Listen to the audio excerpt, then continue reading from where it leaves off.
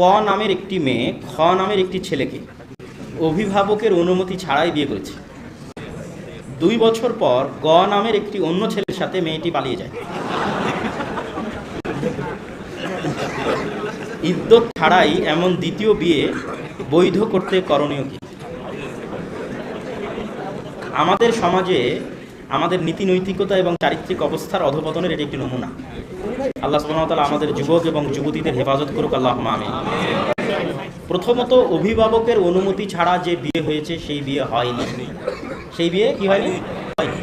আল্লাহর নবীর হাদিস আয়েশা রাদিয়াল্লাহু তাআলা আনহা বর্ণিত যে অভিভাবকের অনুমতি ব্যতীত বিবাহ বাতিল বাতিল বাতিল। তাহলে যেহেতু বিবাহ হয়নি সেহেতু তালাকেরও কোনো প্রয়োজন এখানে নাই।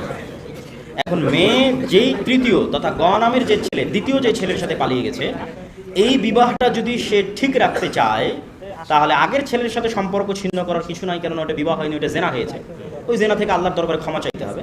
এখন এই ছেলের সাথেও যদি মেয়ে তার পিতার অনুমতি ছাড়াই এখন পর্যন্ত বসবাস কন্টিনিউ করে তাহলে এটিও জেনা। এটিকে হালাল বানাতে চাইলে একটু 1 মিনিট থাকুন, কথা শেষ করি। 1 মিনিট শেষ করি, কথাটা শেষ করি। জি জি, আমরা বলে নিচ্ছি, সাইড দিয়ে যাবো ইনশাআল্লাহ।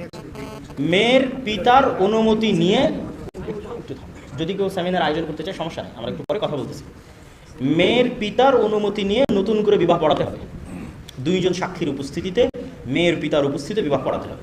যদি মেয়ের পিতা রাজি না হয় এবং মেয়ের পিতা জীবিত থাকে তাহলে এটিও জেনার সম্পর্ক এবং সে জেনার সম্পর্ক কন্টিনিউ করতেছে। দ্রুত ফিরে বাপের বাড়িতে ফেরত চলে আসতে হবে এবং আল্লাহ সুবহানাহু ওয়া তাআলার নিকটে তওবা এবং ইস্তিগফার করতে হবে। আর বাপকে বোঝানোর চেষ্টা করতে হবে, যদি মেয়ে চায়, বাপ রাজি হলে বিবাহ বিশুদ্ধ হবে। নতুন করে এই দ্বিতীয় ছেলের সাথে বিবাহ দিতে হবে। আগের বিয়েও হয়নি, দ্বিতীয় বিয়েও হয়নি, যেহেতু আগের বিয়ে হয়নি সেহেতু তালাকেরও কোনো প্রশ্ন নাই। ছাত্র জীবনের সময়কে কীভাবে কাজে লাগাবো? মোবাইল ফোন থেকে বেঁচে থাকার উপায় কি? ছাত্র জীবন কীভাবে দিনের কাজে সহযোগিতা করতে পারি? গতকালকে আমাদের বাংলাদেশ কৃষি বিশ্ববিদ্যালয় ময়মনসিংহে একটা প্রোগ্রাম ছিল। সেখানে আমরা সময়ের মূল্য ছাত্র জীবনে সেটির উপর সংক্ষিপ্ত আলোচনা করেছিলাম। আপনারা আমাদের পেজ থেকে সেটি লাইভ দেখে নিতে পারেন। মোটামুটি দিক নির্দেশনা সেখানে পেয়ে যাবেন।